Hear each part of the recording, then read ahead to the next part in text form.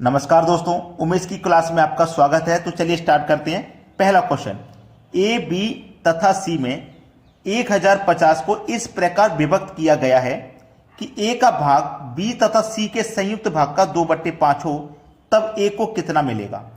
देखिएगा, बहुत से बच्चे जो मुझे सपोर्ट भी कर रहे हैं, मेरे चैनल को सब्सक्राइब भी कर रहे हैं, वीडियो वॉच भी कर रहे हैं, उनके मन में एक डाउट ये है कि सर, जब आपके पास एक चैनल है एसएससी कोचिंग सेंटर, तो आपने ये दूसरा चैनल क्यों बनाया। मैं आपको बता देना चाहता हूं, मेरा जो चैनल है एसएससी कोचिंग सेंटर वो फ्रीज हो चुका है। फ्रीज होने का मतलब है, आप जानते हैं कि 3 मिलियन सब्सक्राइबर होने के बाद भी उस पर 1000 व्यूज भी नहीं आ रहे, और धीरे धीरे वो चैनल बंद हो जाएगा। जब वो बंद हो जाएगा तो मेरे जितने भी व्यूवर्स हैं जो मेरी वीडियोस को देख के तैयारी करते हैं, वो मुझसे बिछड़ जाएंगे, छूट जाएंगे। मैं नहीं चाहता वो मुझसे बिछड़े या छूटें। तो जितने भी बच्चे उस चैनल पे जुड़े हुए हैं, वो यहां पर आकर के कनेक्ट हो जाएं मुझसे, मेरे इस चैनल को सब्सक्राइब कर लें और इसी चैनल पे हम काम करेंगे, इसी को सपोर्ट करें। ठीक है, तो चलिए, प्रश्न बहुत बढ़िया दिया गया है। ए, बी तथा सी में 1050 रुपए को बांटना है। 1050 रुपए का योग है, इसे 3 व्यक्तियों में बांटना है। ठीक है, 3 व्यक्तियों में, 3 व्यक्ति कौन है, ए, बी और सी। अब उसने बोला क्या है, ए का भाग बी तथा सी के संयुक्त भाग का 2/5 है।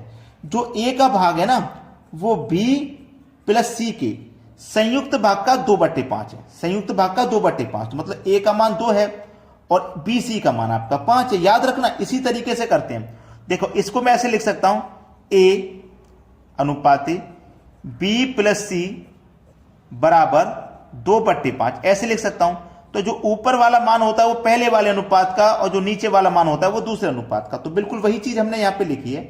ठीक है, अब हमारे पास जो योग है वो है 1050।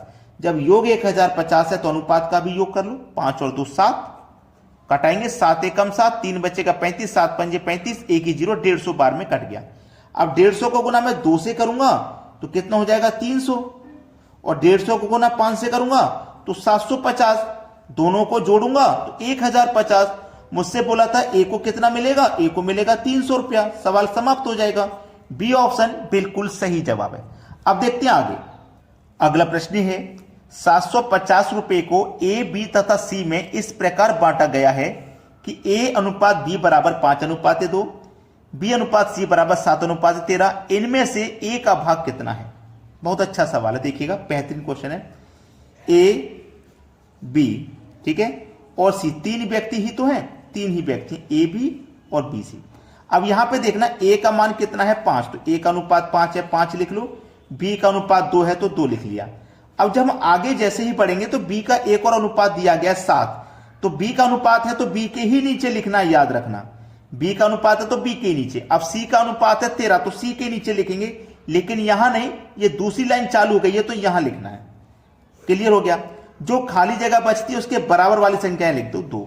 ये खाली जगह, इसके बराबर वाली 7। अब आपके दिमाग में ये बात होगी कि 2 ही क्यों लिया बराबर में, तो 13 भी है। तो अगर आप ऐसे लंबवत लोगे ना तो ये गलत तरीका, आपको इस तरीके से लेना, ये सही तरीका है। ठीक है, चलिएगा, 7 पंजे 35 हो जाएगा, 7 दुने का 14, 13 दुने का 26। हमसे जो पूछा उसे ध्यान दे लेंगे। हमसे पूछा गया है 750 रुपए को, 750 रुपए में ए का भाग कितना है, ये पूछा है ना।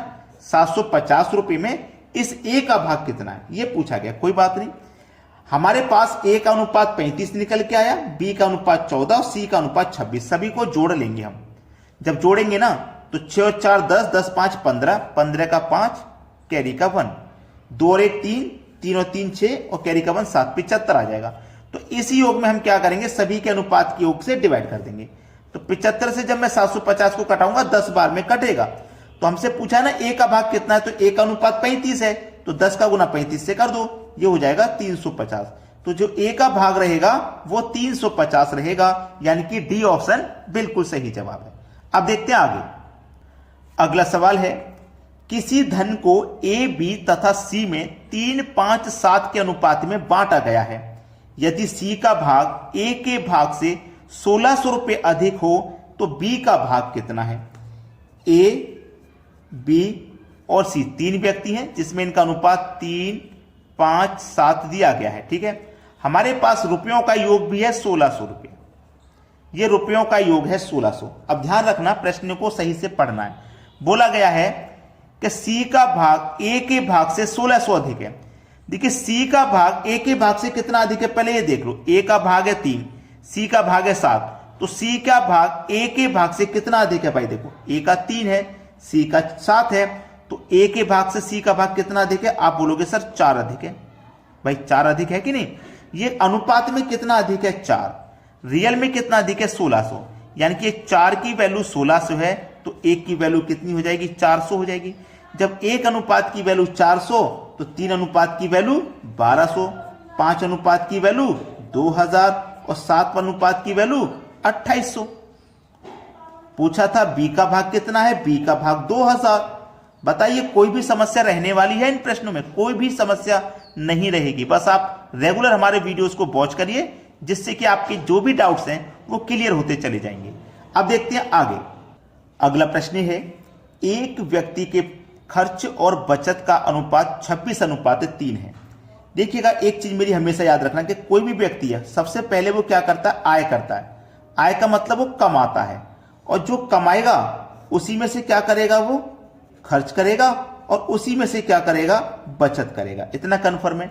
तो खर्च और बचत का अनुपात दिया। एक बात ध्यान रखना, पहले उसने खर्च बोला है, बाद में बचत, तो पहले खर्च का अनुपात लिखना है, बाद में बचत को। तो पहले खर्च का अनुपात 26 और बचत का अनुपात 3 है। ठीक है।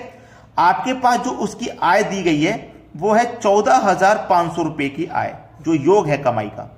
तो मेरे पास याद रखना कि जब मेरे पास योग है तो मैं खर्च और बचत दोनों को जोड़ लूंगा तो वो आय के बराबर ही तो होता है। तो 26 और 3 29। तो इस योग में अनुपात के योग से मैंने डिवाइड किया है, तो 5 बार में देखो ये डिवाइड हो जाएगा, और 2 जीरो मतलब 500। बोला क्या है? मासिक बचत कितनी है? बचत के बारे में पूछा गया है, तो 500 का गुना 3 से कर दो, क्योंकि बचत का अनुपात 3 है, तो उसकी जो बचत हो जाएगी वो 1500 हो जाएगी। मतलब सी ऑप्शन प्रश्न का बिल्कुल सही जवाब। अब देखते हैं आगे। अगला प्रश्न है, 1470 रुपए ए, बी तथा सी में इस प्रकार वितरित किया गया है कि प्रत्येक भाग में से 50 रुपए कम करने पर इनके भागों का जो अनुपात है वो 1:3:2 है। सी द्वारा प्राप्त धन कितना है? 3 व्यक्ति हैं, ए, बी और सी। ठीक है। इनका जो अनुपात दिया गया 1:3:2 है। 1:3:2 ये इनका अनुपात दिया गया, और इनके पास जो रकम है वो 1470 रुपए की है। लेकिन इसने बोला गया है कि इस प्रकार वितरित किया गया कि प्रत्येक भाग में से 50 रुपए कम किए हैं। यानी कि ए के भाग में से भी 50 रुपए कम कर दो, बी के भाग में से भी और सी के भाग में से भी, तीनों के भाग में से 50-50 रुपए कम कर दो। तो जो टोटल था हमारे पास 1470 था, इसमें से हम 50-50 तीनों के भाग में से कम कर देंगे, मतलब तीनों का भाग मिलाकर के 150 कम हो जाएगा। 1470 में से 150 कम हो गया, तो बचा कितना? 320 रुपया बचा, है ना? यही तो बचा। अब हमारे पास योग बचा है 1320। इसमें क्या करेंगे? अनुपात का योग। तो 1 और 3 4, 4 और 2 6। जब योग है तो अनुपातों का योग कर लो। 6 से कटाइए इसको, 6 दूने का 12, 1 बचेगा 12, फिर से 6 दूने का 12, 0, यानी कि 220 बार में ये कट गया। पूछा है सी द्वारा प्राप्त धन कितना है? सी का रेशियो कितना है? 2, तो 220 का गुना 2 से कर दो, ये 440 हो जाएगा। सी द्वारा प्राप्त धन 440 है। डी ऑप्शन आपका बिल्कुल सही जवाब। अब देखते हैं आगे। अगला प्रश्न है, दो संख्याओं का अनुपात 3:4 है तथा इनका लघुत्तम समापवर्तक 84 है, तो इनमें सबसे बड़ी संख्या पूछी गई है क्या है? देखिएगा दो संख्याएं, कोई ये पहली संख्या हो गई, ये दूसरी संख्या हो गई, दोनों का जो अनुपात है वो 3:4 दिया गया है। और लघुत्तम समापवर्तक का मतलब होता है एलसीएम, यानी कि आपको जो एलसीएम है वो 84 दिया गया है। जब आपके पास योग होता है तो आप अनुपात का भी योग करते हैं, जो हम पिछले क्वेश्चन में करते हुए हैं, जब योग है तो अनुपात का योग। लेकिन जब एलसीएम है तो आप अनुपात का एलसीएम करोगे। तो 3 और 4 का एलसीएम कितना होता है? 12, यानी कि इस एलसीएम में अनुपात के एलसीएम से आपको डिवाइड करना है। तो 12 सत्ते 84, ये 7 बार में कटेगा। ठीक है। तो 7 का मल्टीप्लाई 3 से कर दो 21, 4 से कर दो तो 28। ठीक है। तो पहली संख्या हमारी 21 है, दूसरी संख्या 28 है। उसने बोला सबसे बड़ी संख्या, तो सबसे बड़ी संख्या 28 हो जाएगी। पहला ऑप्शन सवाल का सही जवाब है। अब देखते हैं आगे। अगला प्रश्न है, दो संख्याओं का एलसीएम 48 है। यदि वे संख्याएं 2:3 के अनुपात में हैं तो उन संख्याओं का योग कितना होगा?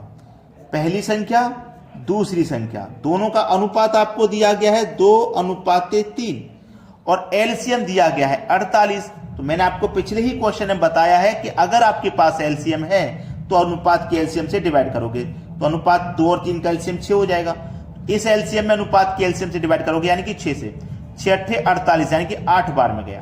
तो उन संख्याओं का योग कितना है, तो 8 का मल्टीप्लाई 2 से करो, 8 दूनी का 16, 8 3 24, दोनों संख्या निकाल ली, योग पूछा है दोनों का योग कर दो।